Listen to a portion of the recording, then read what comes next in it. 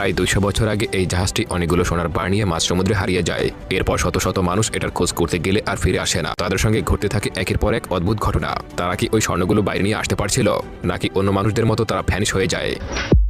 Movie শুরুতেই আমরা ১৯৬২ সালের একটি দৃশ্য দেখতে পাই, যেখানে আমরা দেখি সমুদ্রের মাঝে একটি অনেক বড় ব্যয়বহুল জাহাজ। সেখানে অনেক ধনী ব্যক্তিরা পার্টি করছিল এবং তারা ডান্স করছিল। একটু পরেই জাহাজের ক্যাপ্টেন এসে ক্যাটের সঙ্গে ডান্স করতে শুরু করে। এদিকে জাহাজের কেবিনে আমরা একজন লোককে দেখি যে অনেকটাই সন্দেহজনক। সে জাহাজের তারগুলো খারাপ করতে শুরু করে, যার ফলাফল হিসেবে একটা সরু তার সেখানে থাকা সবার মাঝখান দিয়ে চলে যায়। তাই সেখানে ডান্স করতে থাকা সবার দেহ দুই ভাগে বিভক্ত হয়ে যায়। এখানে থাকা সবাই খুব ভয়ঙ্করভাবে মারা যায়। শুধুমাত্র কেটি বেঁচে যায়, কারণ তার হাইট অন্যদের তুলনায় ছোট্ট ছিল।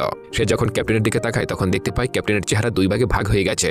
এইসব দেখার পর কেটি হতভম্ব হয়ে যায়। প্রায় ২০০ বছর আগে এই জাহাজটি অনেকগুলো সোনার বার নিয়ে মাঝ সমুদ্রে হারিয়ে যায়।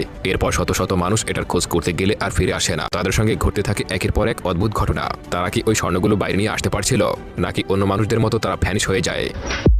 মুভি শুরুতেই আমরা ১৯৬২ সালের একটি দৃশ্য দেখতে পাই, যেখানে আমরা দেখি সমুদ্রের মাঝে একটি অনেক বড় ব্যয়বহুল জাহাজ। সেখানে অনেক ধনী ব্যক্তিরা পার্টি করছিল এবং তারা ডান্স করছিল। একটু পরেই জাহাজের ক্যাপ্টেন এসে ক্যাটের সঙ্গে ডান্স করতে শুরু করে। এদিকে জাহাজের কেবিনে আমরা একজন লোককে দেখি যে অনেকটাই সন্দেহজনক। সে জাহাজের তারগুলো খারাপ করতে শুরু করে, যার ফলাফল হিসেবে একটা সরু তার সেখানে থাকা সবার মাঝখান দিয়ে চলে যায়। তাই সেখানে ডান্স করতে থাকা সবার দেহ দুই ভাগে বিভক্ত হয়ে যায়। এখানে থাকা সবাই খুব ভয়ঙ্করভাবে মারা যায়। শুধুমাত্র কেটি বেঁচে যায়, কারণ তার হাইট অন্যদের তুলনায় ছোট্ট ছিল।